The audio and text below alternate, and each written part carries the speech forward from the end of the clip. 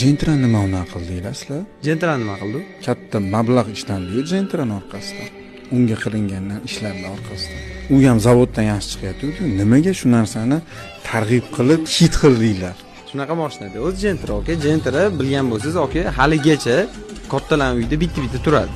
Qarang, o'zining jasadiga nisbatan 15 ta 16 ta benzin yesa, shaharning ichiga.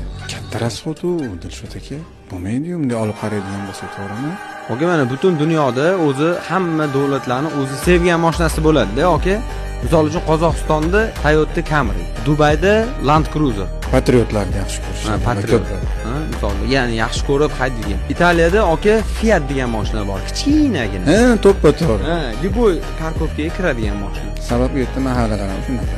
Har bitta o'zi davlatda o'sha o'zini yaxshi ko'rgan mashinasi bo'ladi. Bizda shu Gentra deb tanlangan. Bizda shu Gentra deb tanlandi, aka. Odamlar yaxshi ko'rdi haqiqatda. O'zi bizni yaqinda